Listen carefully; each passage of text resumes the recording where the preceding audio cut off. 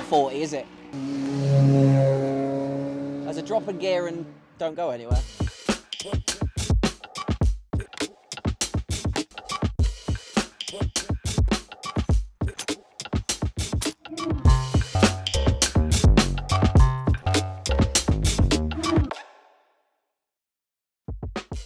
Good afternoon, good evening, whatever time of day it is for you. Welcome back to another wonderful episode of the WAYMOE SPOTCAST.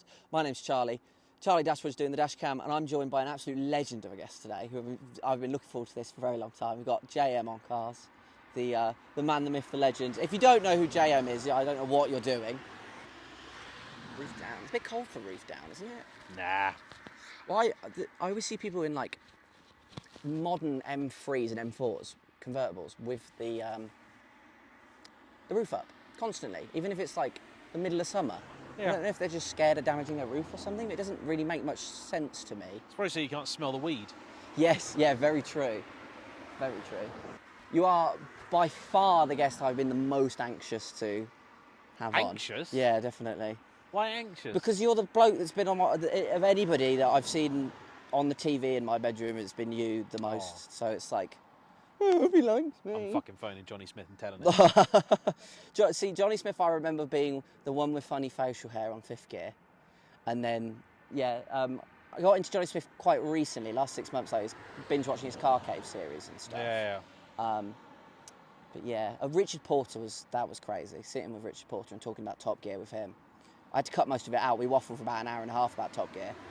But I was lucky with him because I didn't know I was going to meet him, so I had no anxiety whatsoever, because I would have been shitting it for Richard Porter. Because like, if there's a man that's had a bigger effect on the media I've seen over the last like 10 years, it's probably Richard Porter. And it's funny because he's so modest about it. He never says that he used to write for Top Gear. Yeah, no, he's shocked by it. Like when we say, like, I asked him a question like, how do you see like the sheer impact he's had? Like it's a global phenomenon at this point, Top Gear. And he started genuinely having an existential crisis on camera, because I don't think he'd considered it before by the way he reacted. And it's like, all of the Top Gear lot, apart from maybe the presenters, seemed just shocked that it was as popular as it was. But like, they really had a great formula there that they ran with for as long as they could.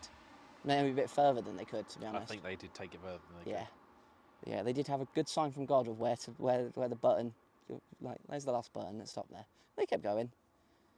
They maybe, the Grand Tour, it doesn't really compare, does it?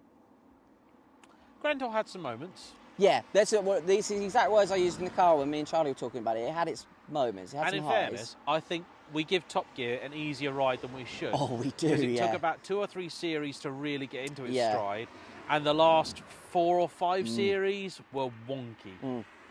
And the Grand Tour definitely had some highs. The best episode by a country mile is the Funeral for a Ford. Yes. Oh, wow. Yeah, that was fantastic. Yeah. Those were real big. Yeah, that's a big whiff, isn't it? Yeah. I was going to say it was that Beamer, but that's too long ago. Unless we got really slow noses. That's a strong whiff. Every time I see a convertible with the roof up now, I just think that they're smoking in the cabin.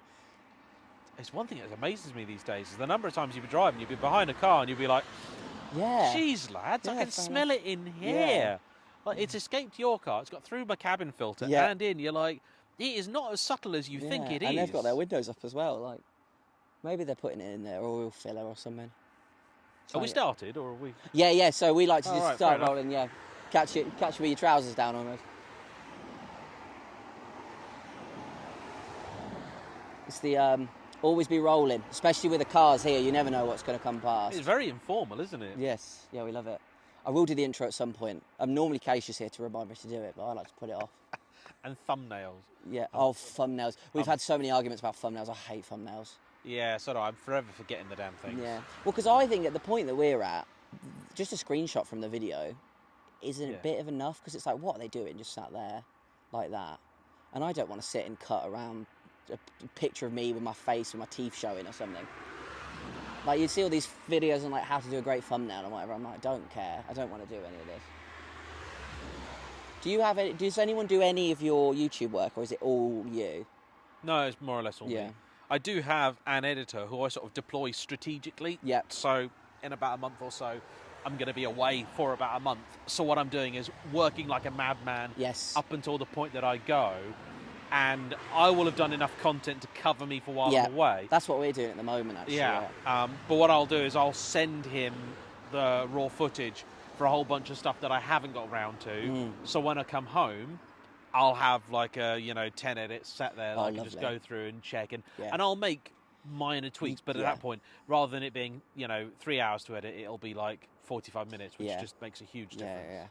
Yeah, I think I could give up the editing. I couldn't give up the final cut. I couldn't just not see it before it goes out. Oh no, you have to exercise control over Oh, it. Mr. 2. Yeah. They're quite quaint looking. They've grown on me a lot. I'm not a fan of the spoiler. No, it's interesting is the word I would use. Does it do anything is the question. Where it is, I doubt it. No, because it's probably out of the airflow entirely. Yeah, I can imagine it's not doing much. But they're awesome cars. If it wasn't for the fact that they've got, the storage space of a sort of particularly stingy shoebox. I couldn't believe that the more modern of the three is the one with no storage. It's normally the other way round. Yeah. And it really is nothing. It's a shoebox worth, isn't it? It's pathetic. I would have bought one for my other half because she wanted a little convertible, and I went with the Boxster because it's got loads of room in it. I don't know what. Yeah, because I do appreciate how Toyota did the MR2. That each generation really does stand on its own. Yeah. And then especially, it's quite a strong move to make the most modern one the smallest one. That's a complete opposite of what everyone else is doing. Yeah, well, I think they wanted to make it super light. Yeah. Which is really easy to do when there's not much car. I've heard they're up there with some of the best handling cars. They are. They're beautiful handling. Because that's the thing with you. I don't think there's many people on the planet that could have an informed opinion, an opinion so informed on a statement like that. Because you've driven pretty much everything at this point. No, there's loads I haven't driven. I know, but when we're talking ratio to not and having, it's... I was actually going to say I haven't driven one of those, but I think I have. Yeah, see, I work at a car auction. And that. So I've driven all of these, what is it you call them? Should have bought Golfs. Yeah. See, those I don't... My most viewed video is a Mazda 3. What's that, sorry, your last... My most viewed video Your is most Mazda viewed 3. video for it? Oh, what, that ruby red one? Is that right? Yeah. Is that your most viewed? Yeah. I thought it was one of your documentaries would have been the most viewed. No, it's a video on a Mazda 3. That's proper for the people, consumer advice. Well, I gave it a nice clickbaity title, and I played Americans at their own game because I get really tired of this whole model year nonsense where they're like, "Oh, it's the 2024 model." They really love just that. Stop. When did the sodding thing leave the factory? Yeah. So I got the Mazda 3, which by that point was like a 4-year-old car. And the video was made in 2023, but it was with a brand new car. So I was like, well, technically it's a 2024 model year. And it had the fancy spark-controlled compression ignition engine. So I basically titled it here's, the 2024 Mazda 3's engine is so clever it renders EVs redundant. Yes, that's a good title. Nuts. Oh, it's a great title. That's a good title. Yeah. Me and Charlie were talking about this on the way here, that you can put hours upon dozens of hours of work into a YouTube video and have it really does, from the viewer's perspective, it is, at one point, before they watch it, it is reduced down to a small thumbnail and a title. That's all it is. That's all it is. If you want to make a popular video, you need a good title and thumbnail. It's a lot really of people simple work as that. backwards from the title and thumbnail, don't they? Yes, they do. If you want a successful channel, the videos need to be good. Absolutely. Because I've got a few friends that have had videos where they've been bigger hits than anything I've ever had. And when I've said to them, wow, that must have been a great payday, and they go, actually, no, because people clicked on it, watched it for 30 seconds and went, this is rubbish, I don't like it. Yeah. And they go away. So you have to give people a reason to stay. Yeah, for sure. Yeah, absolutely. But you see people who have these massive Instagram reels or TikToks, they get one, they're like 10 million views or whatever, and then they don't see anything from it, really. Oh, no, well, TikTok is a bit weird. Yeah. I mean, and the same for a lot of the shorts, but even YouTube Shorts, which are monetized, they're monetized to a totally different standard. Porsche. Ooh, yep. That's lovely. Oh, hello. That was not the original front end on that, I don't think. That looked like a GT2 front end. Oh, I was distracted. I was looking at the grey Targa, so the white Targa. I do love a Targa. I was never big into them. Really? Yeah. Have they grown on you at all? Are you not a No. fan?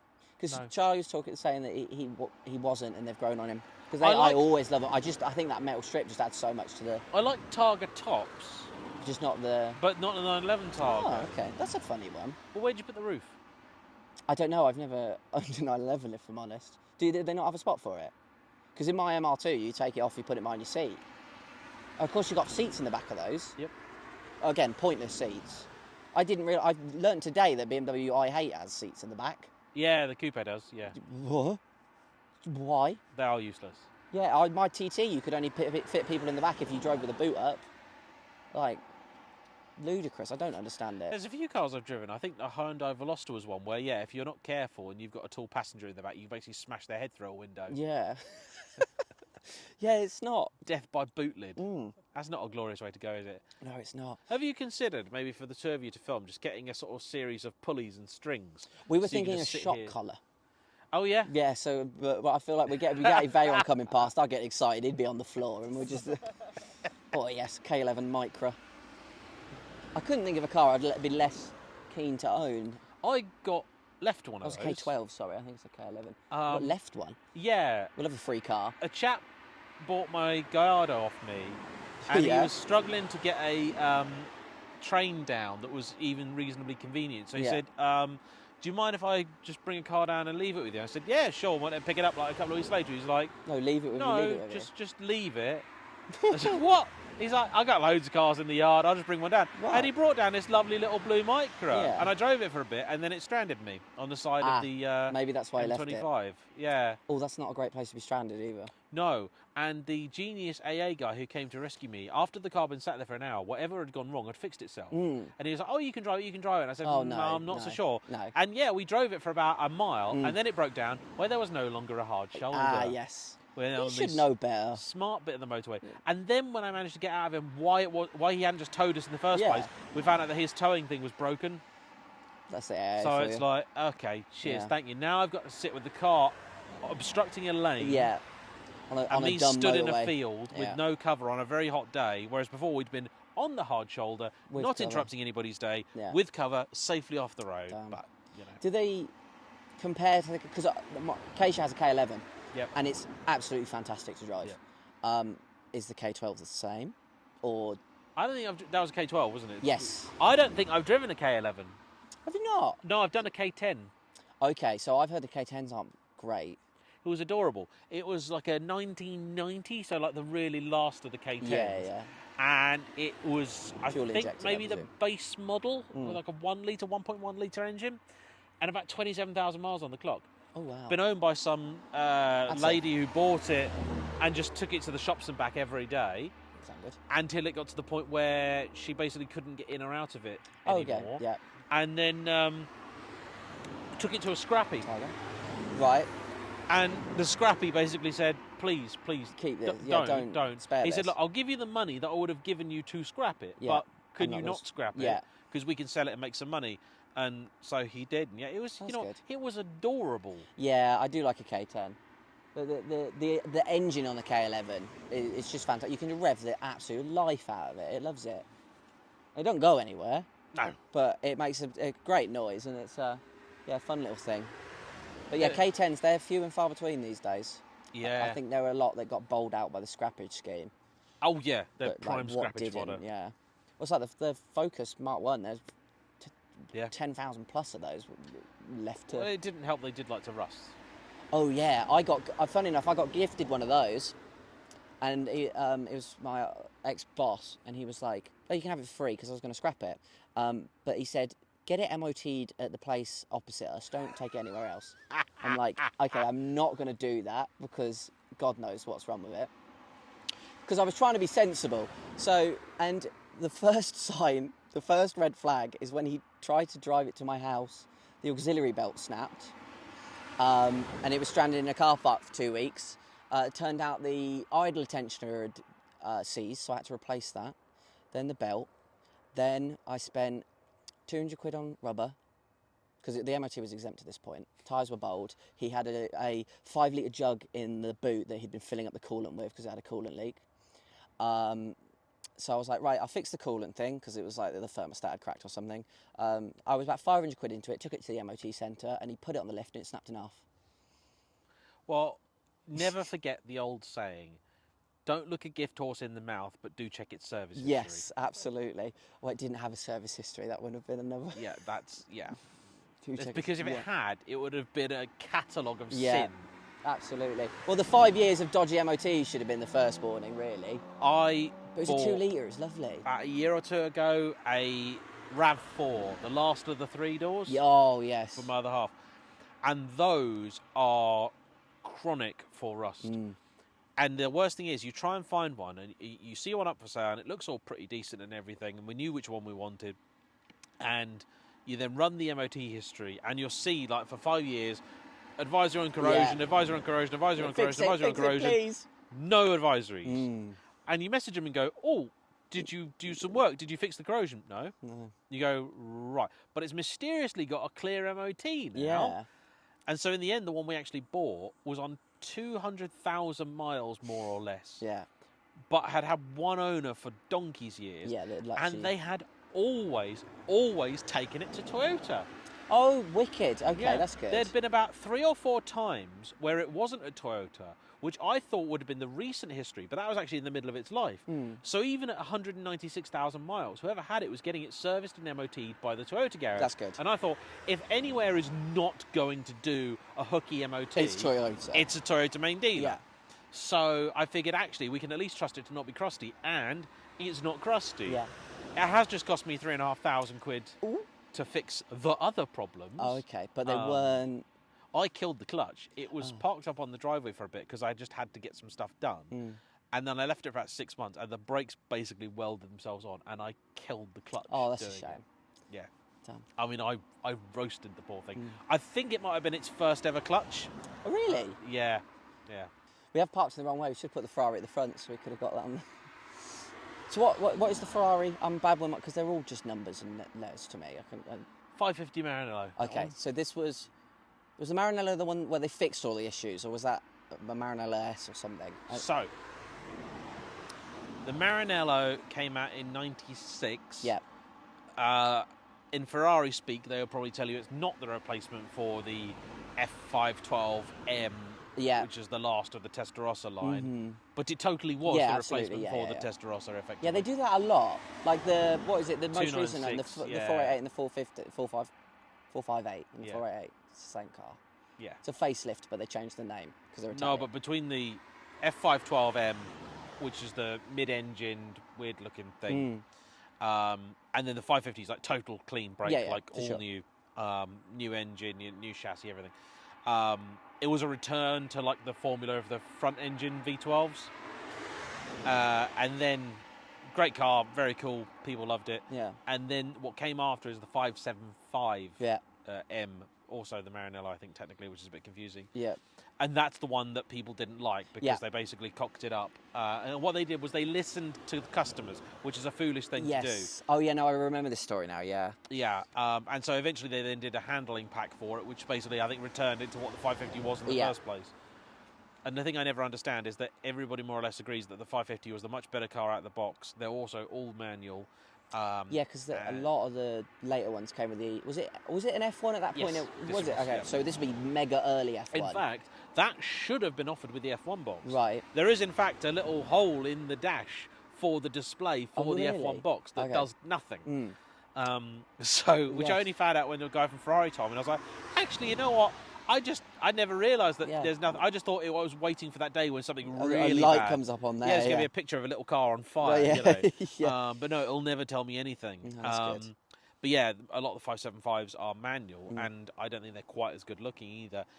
But because the manuals are rare, they command a lot more money than a 550. Yes. So it's one of these confusing things. It's a worse car that you pay a huge premium for just because there aren't many of them. Right, I don't understand it myself. Yeah. There's a lot of that these days. There really is. It's like the estate version of the E60 M5 is double the price of the E60 M5. Yeah, but that is good. It's twice as cool. It is twice as cool, but they catch fire twice as much.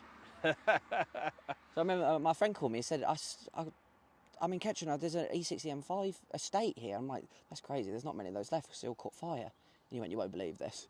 And it was on fire in the street. I have to find the picture because it did make me giggle. Chris Harris has got one, quite a nice looking one. Oh yeah. Is it red? Is it like burnt umber yeah, colour? it's like that Bordeaux sort yeah. of, yeah. Oh, Yeah, they are good-looking cars. Ticking time bombs, but they're good-looking cars. Bah. Nah. Another Jag. Do you reckon they'll survive? What's that? Jaguar. I don't think so. I don't think anything's going to survive. Bearing in mind, at the moment... But what do we call survive, though? Well, currently, the Jaguar lineup is the F-Pace. Yeah. Is that it? Yeah. Oh, yeah, because they've took a break, haven't they? Yeah. We're taking a break from making cars. But you're a car manufacturer. Yeah, and I know a lot of people at Jaguar, and they all tell me that what's coming is really quite cool and very, very exciting, and actually definitely a Jaguar and not just a tarted up Range Rover. But the problem is, I keep telling them, this is all well and good, but from the outside, it does rather look like you've kind of all given up and gone home. And Jaguar have created themselves a bit of a problem here, you see, because... Very timely. Polestar Game Pass.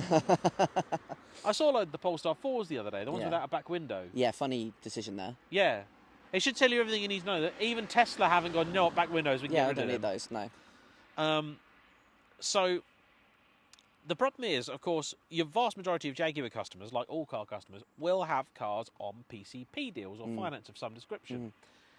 And this is fabulous because it's basically like cocaine for cars. It keeps you hooked, you know, because you've got to keep getting your fix, right? But the problem is that you've got to get your fix at 2, 3, 4 year intervals. Well, if you had an F-Type, well, they haven't done a new one of those ever. No. You know, not really since it turned into the F-Type from the XK. Yeah. The XE, obviously, same thing. It was ancient anyway and now discontinued. XF, same thing again, hasn't really changed since 2015. The Nissan approach. And now it's discontinued. Yeah. The XJ, well, that was discontinued back in 2019, so, you know, also long gone. What is that? The MX-5. There's a drop in gear and don't go anywhere. Yeah, sounded good, though. They did sound good. Those can sound fantastic. No, they really can. Yeah. But, classic twin cam. Yeah, it's a bit like what Lotus are doing at the moment. Like what are Lotus doing at the moment? Lotus are doing a thing. It's just not a thing that anybody wanted them to do. But Jaguar, basically, all of their customers are not going to have a choice but to find a car from somebody else, even if they really like Jaguar. Yeah. Because they just haven't got a car to sell anyone. Of course, because it's a 2-year gap. How long are they taking at least. off? Yeah, so anybody in the next probably 18 months to 2 years that needs a new car isn't going to be able to buy a Jag. I didn't think about it like that. And they're all going to go to anybody else. Yeah, Range Rover. Range Rover or Polestar, Tesla. Yeah, they really are shooting themselves in the foot here. Yeah. I didn't even think about it like this. Yeah, Porsche. Yeah. I mean, you can basically get a Taycan free with a packet of crisps these days. Yeah, they're giving them away. Especially in Nardo Grey, bloody hell. I know it's chalk or whatever they call it. Yes, chalk here, crayon in the States, I think. Oh, I did we did an Instagram reel that did really well about me moaning about Nardo Grey, and everything's this weird like putty colour. There was 4 years, wasn't there, where everything was Nardo Grey. And there were so many people in the comments like, oh, but mine's chalk or mine's crayon. I'm like, no. Someone has clear coated your primer. Yeah. Like, it's the same thing. It's the colour of tarmac. Yeah, it looks like it's made out of Play-Doh. It's not for me. It's not inspiring, is it? No, it really isn't inspiring whatsoever. Like there are 4-year-old women, parents of 2, that go to a Nissan dealership and say, no, I want my Nissan Juke in yellow, right? But there's someone that goes and buys a GT3 RS and goes, no, I want it in primer. How's that happening? How are you getting more interesting cars on colours on cash, guys? I was in LA last year, and I did the tours of the stars and all that touristy thing. Yes. And we went down Rodeo Drive, a famous shopping street there. Where I don't think there's probably a price tag in that whole block. And there was I think it was a Bentley parked out of shop. Might have been a Roller. And it was yellow. Ooh. With a yellow interior. Ooh. And yellow wheels. Ooh. It's like that Bugatti Veyron Ed Bolian's just bought that's red on red on red. And it's choice. A choice has been made there. Is he going to drive it? He's driving the living daylights out of it as far as I'm aware. Good man. Because that's why... That's not 40, is it? No, that's not 40. That's why he bought that one. Because it was not perfect. Because he said he bought a Diablo SV, but he deliberately bought a really ratty one to see if he would like to eventually get a really nice one. And he said he enjoyed that he could just drive it and not worry about it. There is a lot to be said about cars that are slightly scruffy. Yeah, absolutely. Kaisha just says it all the time. We go to a caffeine machine or something, and there's a S15 that you can see like your reflection in, and there's not a spot. It's just like. Do you get weirded out when you go to car shows and you see where somebody's brought mirrors so you can see the underside of the car? And they've got a little board next to it that describes the history and everything they've been through into it, and like, ooh, is that wide? Now that's cool. Oh, that's so nice. That is how you do it. That's proper. See, it's one of these things where I'm like, there's so much awfully wrong with that. You're like, yet it all comes together. Yes, absolutely. And just especially works. with the top down. It's like you could wear a mullet in that car and get away with it. Yeah. You're like, I like mullets now. I think I'll go get a mullet. Yeah. Yeah, Bit of Kylie on the radio. Yeah. Done. Yeah. I bet you saw a lot of that in LA. That and Aventadors. Oh, Aventador's like 10 a penny. Yeah. Although the thing that got me. GT3 Touring? Yeah. So nice. The thing that get me in LA, the road conditions are terrible. Really? Oh, they're I thought so it'd be bad. like silky smooth. Oh, no. Really? Because they have awful traffic problems. I know that. No, much. they have bad traffic problems for sure. That's because basically the entirety of LA is like 3 big roads. Yeah. And there's not really an Yeah, easy how way are to they get going to around make the it. Olympics work? I have no idea. They've got one landmark. It's probably not going to work. Yeah. Like. LA is like a weird version of Milton Keynes. Yeah. No, it is right. Yeah. Okay, here's why. And I say this to people, and they always get confused. Right. If I say to you, Paris. Yeah. In your head, you've got a picture of the Eiffel Tower or the Arc de Triomphe. Yeah. Guaranteed. Yeah. Right? Yeah, okay. If I say London, you can see like either Trafalgar Square or Leicester Square, Yeah, the like, big squares, or the Piccadilly open spaces. Circus. Yeah, like, yeah. You got an idea. Yeah. If I say New York, you go Times Square, bang, Broadway, all that stuff. You know where the centre is. Yeah. Like if you're a tourist and you go there, you know where you're going to start. Yeah. But when I say LA, yeah, no, there's no. I can Where picture do you think obviously of? the Hollywood Hills. yeah, But that's it. That's just where people live. But that's a sign. Yeah. and some streets. And then it's just some shopping. It's like a couple Oxford streets. Yeah. Yeah, you say London, I don't picture Oxford Street, but LA, that's pretty much the biggest landmark they've got outside of the hill. Yeah. When you say to people that live there, you go, "Where's the middle of town?" They go, "Well, you mean like downtown LA?" Now you don't want to go to downtown LA unless you know where you're going and what you're going there for, And for crying out loud, don't go to South Central LA without knowing exactly what you're doing. Yeah, what a funny place. There's so much money there. Because it's a collection of cities almost, is what it is. But I watched like car spotting videos where it's a guy called F-Spot. Yeah. With his $12,000 exhaust on his Mercedes. And his Lamborghini Gallardo that doesn't work. That's normal. But the stuff that you see just day to day, it's insane. It's like... Oh, I stayed up in Calabasas. That's where I like staying. So it's to the west. It's basically towards Malibu. Yeah. And it's in the canyons. And basically, I could do this. I could do this and have a holiday there. Oh, really? Like on a Saturday and Sunday. Oh, it's fantastic. We do want to explore the world and do this in different places. We want to do the hairpin at Monaco, I think would be a good spot for this. Yeah, you probably get shot by the police. That's the thing, yeah. It's like Germany, we'd get arrested immediately doing this. Yeah, very possibly. Yeah. Like, you're not allowed street view, they're not going to let us sitting up with our... But yeah. That was an unusual collection of noises. Oh, it's a dog. It sounded like a woman screaming and then a bomb coming off. Oh, yeah. Yeah, maybe it's Lockheed testing something. We just get a shot of a UFO. Yeah. That'll blow the channel up. Yeah. Yeah, you better be ready for the UFO coming up on the... yeah. I've been looking forward to telling you this for ages. More recently you moved into... Oh, yeah, like, comment, subscribe, do all the YouTube things. You moved into the more, like, documentarian format. Because I know you come from a film background. Yeah. But you have this... Have you got a bug in there? Yeah. Yeah, they love it. They just go straight for the freeloader. water. Out you get. That's protein in my water. You did a wonderful documentary about the McLaren MP4-4. Yeah. Which I've seen all the way through about twice now. It's absolutely fantastic. Brilliant bit of media. Thank you. But more recently, within the last 6 months, YouTubers got into this habit. I don't know if you've had it. The autoplay.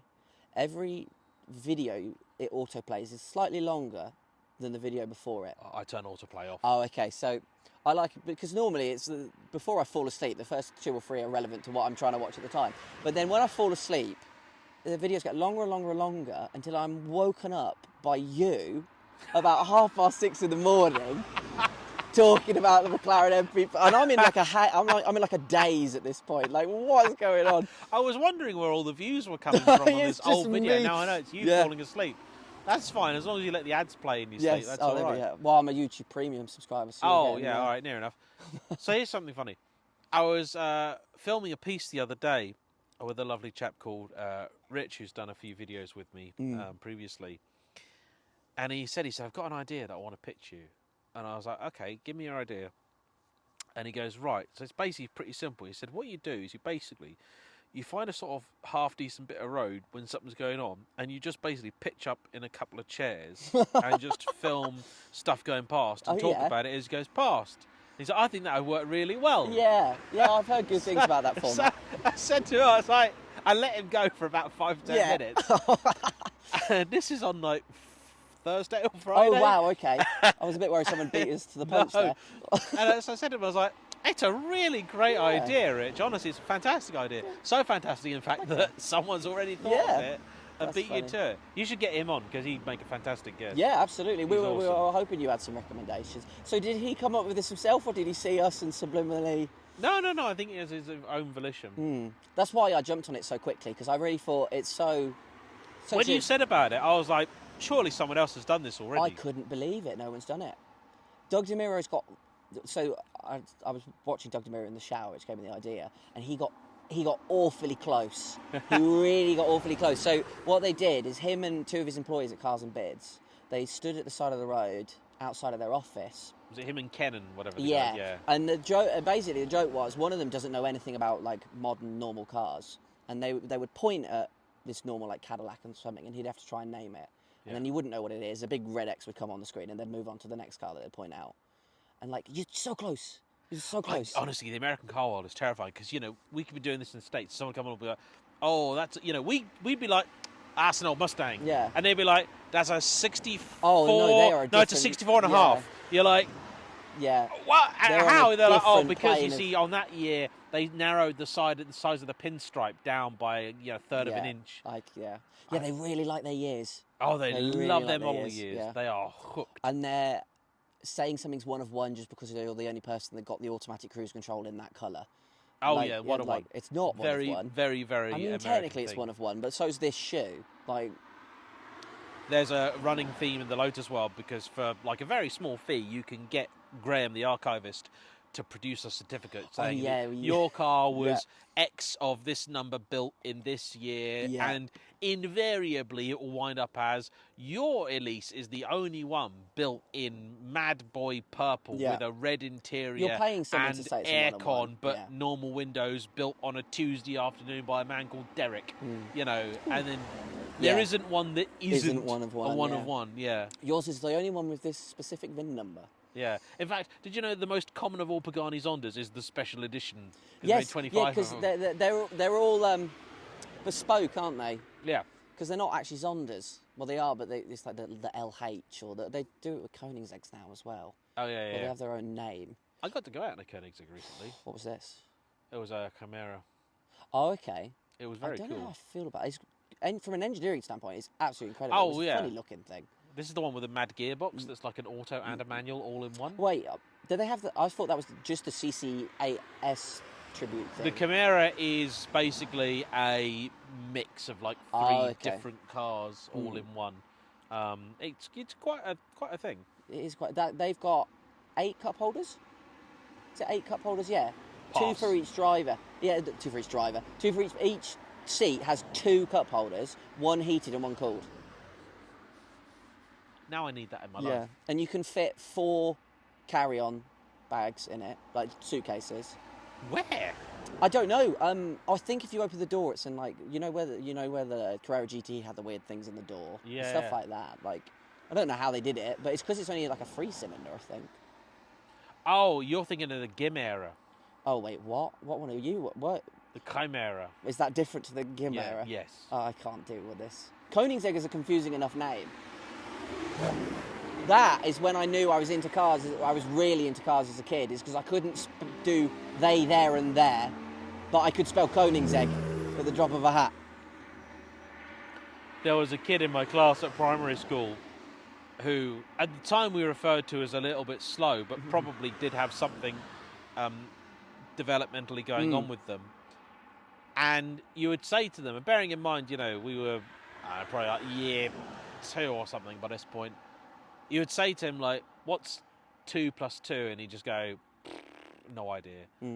But if you put it in the context of lions, he could get it. Okay. He'd be like, what's 2 lions plus 2 lions? Like, 4 lions. What a silly question. Yeah. You see it lions there. You'd be like, what's a lion to pi? You know, it just give you. Yeah, interesting. Yeah. Funny how brains work. You can really do some interesting stuff. I'm gonna start thinking about, maybe if I start thinking about money and lions, I'm gonna manage it a bit better. Maybe there's a book there, I think. The Lion of Wall Street. Yeah. Stop lying about money. Now that's a good title. Maybe that's my next endeavour. Yeah. Once Rich has stole the Spotcast idea. Yeah. You could do a sort of good theme with that. That's a good pun, you know. Lying. You've been lying to me. Yeah. You know. Yeah. Lying around. That's why we went with WAYMOE, because people always say, oh, my car's WAYMOE reliable. Well, WAYMOE. But then they found out that Google have called their car WAYMOE, so I'm waiting for them to sue us. Isn't there a sort of discount shopping thing called WAYMOE? Oh, I don't know. That's news to me. I'll have to look into that. I'm sure there is. I hope it's not got an E, because I was very deliberate in putting the E. No, I in. think it might. Have you not Googled WAYMOE? So I Googled WAYMOE, because it originally didn't have an E when I first had the idea of the name. And it was just Google car. So I put WAYMOE with an E, and it brought up like a band that stopped making music about 5 years ago. And that was the only thing that came up. So I've not seen... I might be thinking of something else then. Maybe you are thinking of the Google car and you just have... Apple were going to do a car, weren't they? They were. So were Dyson. Yeah. Dyson's a funny fella, he is. Yes, he is. Nice vacuums. Great vacuums. That's about it. Ends there, I'd say. So we just put an Instagram reel out about the Ineos Grenadier, and the people have some really strong opinions about the man behind that. Because big fan of Brexit, and then all of a sudden moved all of his stuff into France. Yeah. It's the old Smart factory, isn't it? Is it? Yeah, I believe so. The new Smarts, they're funny. They're not very selling smarty. very well. No, they just look like a Mercedes that's kind of melted in the sun a little bit. Yeah, they probably are. I think they are. I think it's the new like GLE or whatever. I really like the original Smart. It took me 20 years to admit it, but I like it. Yeah? Yeah. They're interesting. I'd love to drive one. They're quite nice to drive, actually. Yeah, I can imagine they're really the gearbox interesting. is horrid. I always wanted a Roadster, but I just remember Clarkson just slating the gearbox. The Roadster's big problem, gearbox aside, is the fact that it just doesn't have enough power. Oh, does it not? No, I don't know what the they've got in chassis is actually really good. Yes, I've heard. It simply doesn't have the go to really trouble it. Like, it's very, very rare that I drive a car and go, you know what, it's actually just gutless. Yeah. And when it's a sports car... Yeah, the gutless is not the word that you want, really. Like, I can drive an MX-5 with 140 horsepower and have plenty of fun. I drove the 1.5 litre MX-5, loved it. It was actually really good. But, yeah, drove the Smart Roadster, and the whole time it feels like being in a K car. Right, yeah. Yeah, well, it really is gutless. You've got nothing to it whatsoever. You just need more go. And, yeah, it's a bit of a tragedy that they didn't really ever sell that with a proper engine. Yeah, I never understood having a chassis like that, or any of the peppy cars, like the Micra, never bringing out like a hot version. Did they do a hot Micra? No, as far as I'm aware, they didn't. They did one that they called the Super S, which had a 1.3, but it was never... I'm sure they did one. It was called like a 160 or something like that, but it wasn't actually 160 horsepower. Is it an SR 160 or something? I could be getting this completely wrong. Yeah, I don't know. I've not come across a hot version. Do you know, we forgot to do... This is what happens when Kaisha's not here. We've got to do the fucking Jenga. We've got to do the top jumps. It would be funny we just don't reference it at all, to be honest. So what we do with the Jenga is we pick a car manufacturer out of a hat. And then when you see that car, you've got to play. So you could do 8 rounds and I lose when the first Volvo drives past. Yeah. Well, what is the deal with the... Top trumps? No, not the top trumps. The Picasso? Yeah. It's a framed Picasso, isn't it? If you had a Picasso, you'd put it in a frame.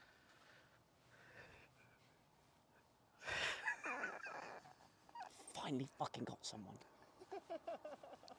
Season 2.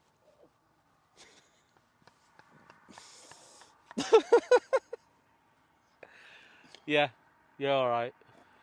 We actually considered changing it recently because we had a man in a Picasso be very, very fucking rude to us. He was really nasty, wasn't he, the Picasso man? Right here as well. Right here, yeah. Why? Some people are just not happy. They're just not happy, and they see someone like, you're doing something different. I'm going to take my unhappiness out of you. Did he see your picture of the Picasso? No, I'm gutted. If he'd have pulled over and had a go at us, I'd have been like, hold on, you've got us all backwards. What, so it was a drive-by bollocking? Yeah, he slowed down, he put his window down, he went, what are you doing? Like, we're filming cars. He went, what are you doing that for? It's like, we find it interesting. And he went, why? I didn't really know what to say at that point, and they just sped off. I had a similar thing when I was going over to the States, and no immigration and customs officer is particularly humorous. No. And don't have fun with them. No. But US customs and immigration are a special breed of hostile. See, I've not been, so I wouldn't know. Honestly, if you went to a restaurant that greeted you in the same way, yeah, you would go, I know it's supposed to be the best restaurant in the world ever, but it's not worth actually, shall we just go somewhere else? Yeah, we'll go. There's a McDonald's next door. I think it doesn't help that, of course, by the time you're at Customs and Immigration in the States, you've spent 10 hours on a plane, and you've probably spent 4 or 5 hours before that getting to said airport, etc., etc. You're very much committed to the bit at this point. So you're pretty, shot and not in the mood to be knobbed around with. And I was there going to New York, and what I was actually doing was a great big road trip going through all sorts of different places and whatnot, but they don't want to hear that. They want something they can write down. Yeah. So, tell me who you're seeing and where you're seeing them. So, guy says to me, what is the purpose of your visit? I'm like, what do I go with? I said, okay, all right, I got one. So I'm going to do a track day at Watkins Glen, because I figured we're in New York State already. Yeah. Watkins Glen is in New York. It's a relatively famous track. Ooh. And it surely... I saw that earlier. I like that a lot. Rob. Surely it'd be like coming here and saying, I'm going to Silverstone. Even if you're not a car person, you know what it is. Yeah, of course. You get the idea. So I said, I'm going to Watkins Glen to do a track day. And he goes, what's that? I go, well, it's a big race circuit up in upstate New York. Oh. What are you doing? I was like, track day. I'm driving a car around. Yeah. He's like, are you racing? No, I'm just driving a car around. We're already more questions in than you were expecting. He's like, why? Well, because it's fun. Yeah. Have you seen the car? And you can just see in his head, he was like, fun. I don't have that. That's not a box on his. And in the end, he's like, just ask me the one about the fruits and the vegetables again, because we had an understanding. There. On that one. It just it was amazing. He was not into that at all. I remember when we went, me and Kaisha went to Sweden. We landed at there was this one airport that serves one Ryanair flight a day, and it's an airport that's for light aircraft that never sees more than 10 people get off a plane at once, dealing with 400 people. Yeah. And this woman, oh my God, we were there for hours. Every single person, it was like, where are you going? What are you doing? You're going to a hotel? Show me pictures of the hotel. Show me your family. Can you show me your text from your family to show that you Really? Yeah, we were there for 3 or 4 hours in the queue there. She must have just been lonely, I think. Yeah, I think she was having a laugh with it. Maybe she's paid by the hour. She's a 0-hour contract to go home. I have never had people ask me for photos. Oh yeah, every single person was pulling out their And I've been to Sweden, so I can tell it's not maybe you didn't Sweden. get the dodgy airport that we did. Yeah, clearly not. No. See, I see roof up and I just think smoking weed now. Yeah, we didn't even do the top trumps. That's a shame. We I don't know if you're familiar with it. We pick a top trump at the start of the episode, and if that car shows up, we pack up early. So you could have been here for 5 minutes, but I forgot to do the bloody thing, because if you'd have picked it up 9:11, we'd have been gone immediately. Yeah, it was just start packing. Yes, really, yeah. We'll give it another interesting car, and then we'll do an outro and we'll head off. But that's the question: how long till we get another interesting car? Is the Well, and it's the eternal question of what is interesting. Not that. Yeah, definitely not that. Not that. Or that. Not that. No. Not No. interesting. Green with red. Bold. Bold, yeah, I dare say interesting. Well, not the good kind of interesting. Mm-mm. No. There's different levels to interesting. There's a big combine harvester in that field. Yeah, there is. This sounds like a flat engine. Yeah, it's definitely a... Ooh.